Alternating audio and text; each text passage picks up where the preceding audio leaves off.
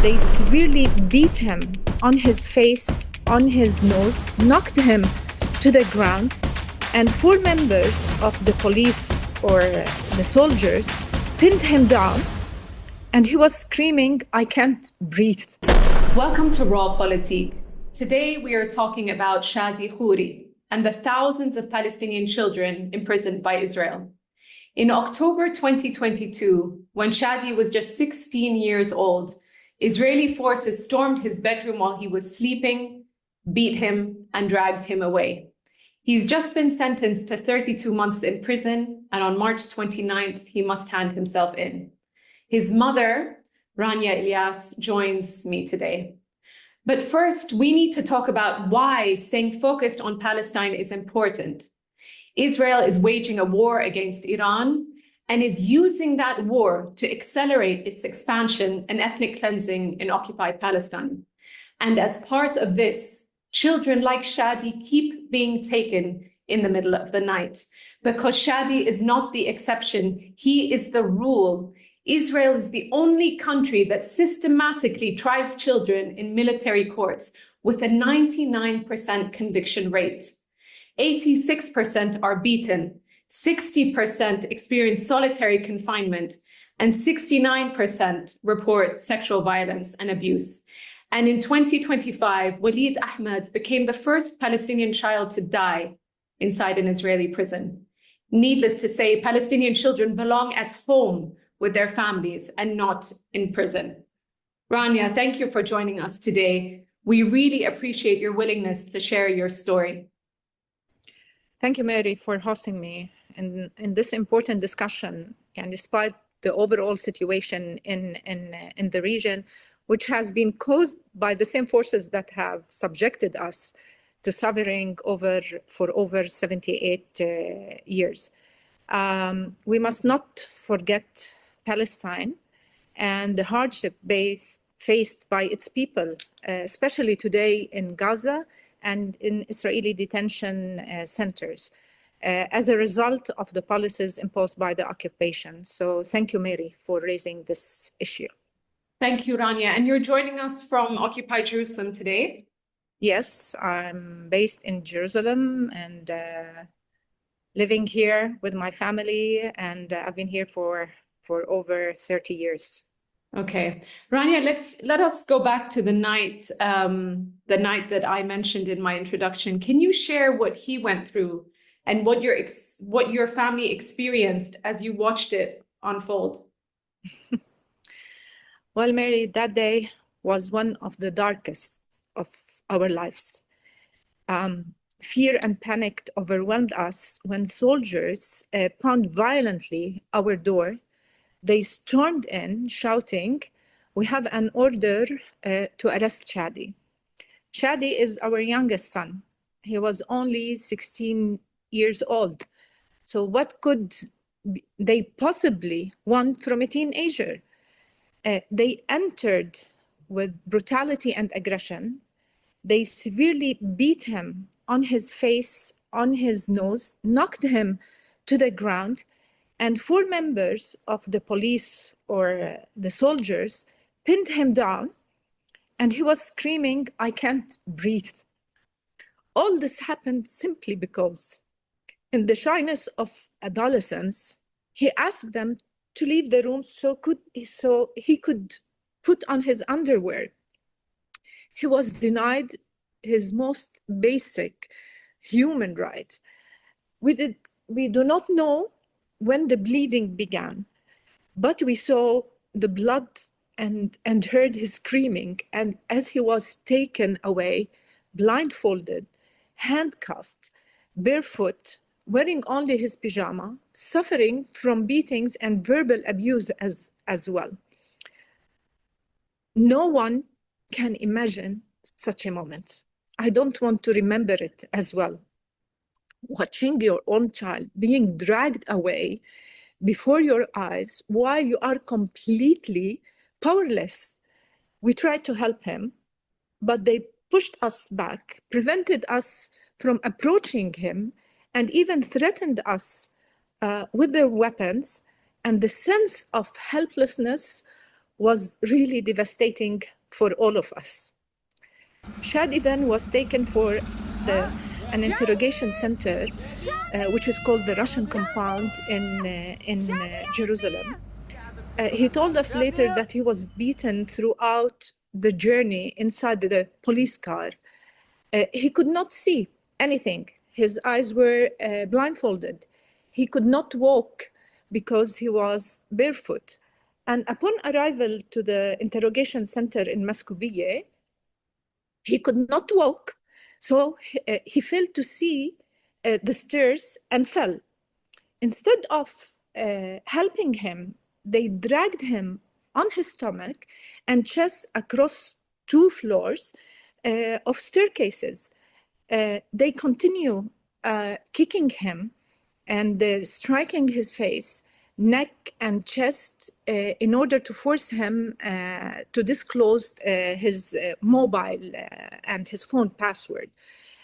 When he lost consciousness from the pain and the hitting, they revived him by smashing his head against the wall and threatening him to spray gas in his mouth, and he fainted 3 times. Shadi underwent 3 prolonged interrogation sessions at the Russian compound and later reported severe physical abuse. When they brought him the first day to the court session, the same day that they arrested him, Shadi arrived from trembling from the cold. It was October and it was raining and it was cold. His clothes were stained with blood, his shirt torn, and the bruises were clearly on his face, visible on his body, neck, nose, everywhere. And after urgent request by our lawyers, the judge agreed to allow his brother Yusuf to give him a jacket and the trousers. So he stayed for 41 days in detention between the Russian compound in Jerusalem and the Damoun prison in Haifa. Then he was released under strict house arrest on the condition that one of us family members accompanying him all the times, 24/7. He was not allowed from attending school, not allowed to step outside the house, not even see his friends to go outside and mingle with his friend or play soccer or football. He was deprived on his most basic rights, and the house arrest continued for a whole year. But on the 28th of March 2023, after different legal trials, they permitted him to go to school, only to school, and to live with one of us, one of the parents, either me or my husband Suhail, to attend school, accompanied by us between 6 a.m. only and 5 p.m. And then he should come back at home with the restriction continue for 1 full year. Rania, I just want to ask you, in the background of all this, you are obviously attempting different legal procedures, knowing that really your arms are tied. I mean, we know that the Israeli court system doesn't allow for, anyone to achieve any sort of justice. But what is happening in the background as a mother, as the family, when you have your child taken away from you? You're going to be desperate. You're going to want to find out, what's going on with him. You're going to want to have him released. What is actually happening in the background of all this? Well, as you said, Mary, when you started, the arrest of children followed by long period of house arrest can have deep psychological effects because children at this stage need safety and social interaction in order to develop normally. Such an experience can create strong feelings of fear and loss of security. Some children, even not just family, children may show symptoms associated with post-traumatic stress disorders such as anxiety, nightmares. The whole experience is very difficult. They may face isolation, sadness, depression, and concentrating difficulty in concentrating. However, to be honest, this all needs a strong family support and a caring environment that can play an important role in helping the child recover and gradually gain a sense of safety. So after 41 days of detention, of course, we didn't sleep, we didn't eat. Everybody was every moment, every second following what's happening with Shadi. Our entire family life, both immediate and extended, has become centered around Shadi. His sister left her studies abroad. She's studying vet and returned home so she could stay with him and with us, the family. His brother daily routine has also changed. He's at the university, but most of his time he spent it at home with Shadi, playing with him, bring him friends, sitting playing PlayStation and supporting him. His older sister, who was just giving birth to our first grandchild at that period, spent most of her time with us here at home. His aunt, cousins, grandma, together, all of us spent time here with him at home after he was released. All our lives, schedules, have revolved around Shadi when he was in prison and during as well when he was under house arrest. Holidays, family gatherings, even social visits. We cannot leave the house altogether. One of us always has to stay with him at home. We were not even able to celebrate Christmas during the period of house arrest and go to Bethlehem to celebrate with my family. So everything was evolving about Shadi. We were very worried. We're parents. We bring our children to life to give them the best we can, to give him the best life, the best study, the best food. We're afraid if they get sick. So seeing your child suffering in such situation is not easy. During house arrest, he became ill. We were not able to take him to hospital or a doctor until we went back to the court and get a court order to be able to take him to the hospital. Even Suhail's aunt, my husband's aunt, passed away, and she's living just next door, 2 minutes from our house. Shadi couldn't go and offer condolences. How do you think this kind of situation affects a family life? This is very difficult to describe what the whole family goes through, not just Shadi, not just the child, but everyone is affected by this situation. But I always say, despite everything, through solidarity, love, and cooperation, we managed to go through this very difficult experience together. Still, it has left a deep impact on Shadi and all of us. Rania, he was sentenced to 32 months in prison, as you've told me, and he needs to report to the court on March 29th. What does that actually mean? What does he need to do on March 29th? Well, Mary, we went within the past 3 years and a half of legal suffering. He faced 42 court sessions, and yet he continues to fight for his rights, for his freedom, and for his future. His case, like many others, has no evidence. It is a political oppression disguised as law. It should be noted as well, Mary, that Shadi did not admit to any wrongdoing, neither during investigation nor in court, and insisted that he did not participate in any event. What I mean event, it's demonstration or anything that the allegation is all about. The legal aspect of detention is extremely difficult. The judge, the prosecutor, and the investigators often appears to function within the same system, and the legal structure itself is a central part of the occupation. So we say in Arabic, لمين تشكي والقاضي غريمك, to whom can you turn for justice when the judge is also your adversary? And as you said, Mary, Israel remains the only state in the world that routinely prosecutes children in military courts. Military laws imposed since 1967 are applied to Palestinian children in the West Bank in the same manner as adults. While in Jerusalem, and Shadi is in Jerusalem, Palestinian children in Jerusalem are subjected to Israel's civil law, which is another manifestation of a dual legal system rooted in the structural discrimination. Mm.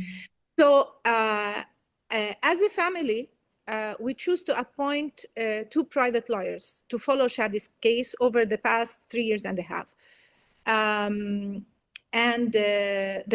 The prosecution claims to rely on two testimonies implicating Shadi. However, no corroborating material evidence like photographs, videos, or documents has been presented. In court, the minors who provided these statements testified that they do not know Shadi, that have been coerced, and they did not even know how Shadi looks, explaining that their testimonies were influenced by interrogations. But even throughout the court proceedings, our lawyers repeatedly exposed the serious gaps and inconsistencies in the case file. Despite this, the judge did not meaningfully consider these issues or give them weight. Instead, Shadi was falsely sentenced to 33 months in prison. The basis of the ruling was that he did not confess, did not express remorse, and did not cooperate. Mm-hmm. So for this ruling is unjust and deeply unfair to any child and to Shadi. We will therefore continue to defend our son through every legal avenue available to us and advocate for his case. We will, of course, now proceed to appeal the ruling at the Israeli Supreme Court. Rania, I just want to, for the sake of the audience, explain a few things in a bit more detail, which is, according to recent figures, 89% of children are given no reason for their arrest. And just going to your point about the interrogation, more than 55% are denied legal counsel. Almost 100% have no family present. Imagine going through this as a child. Yes. 73% are made to sign documents in Hebrew that they can't even read, right? So it's just to say this is politically motivated by the Zionist regime to disrupt life, to abuse people in the most sadistic way. I want to just see, can you clarify what the actual allegations were? Because the way you're describing it, he sounds like a top-notch criminal, but in fact, we know he's not. So can you just clarify for the audience what the allegations were? Well, the allegation is based on confessed by two minors who are 15 and 16 years old, who said that Shadi participated in a demonstration in Jerusalem, and these two minors were beaten and were forced, even they said that in front of the judge inside the court, that they were terrified. They told him, and the whole confess to something they did not commit. And the whole issue is a demonstration in Beit Hanina that these children said that Shadi participated in this demonstration. And during this demonstration, an Israeli car passed the road, and according to them, that the children pumped on the car, or what do you call it, on the door of the car. Of course, Shadi was not there, and he insisted on this during the 41 days when he was in prison and even inside court. And when they brought these children, two children who confessed against Shadi, they said, we never saw him. He was not there. We were forced to say this because the interrogators threatened us that we will not be released, we will not go home, and they will not give us food. And they were beaten as well during the interrogation. So I mean, they are also victims in this whole thing. Exactly.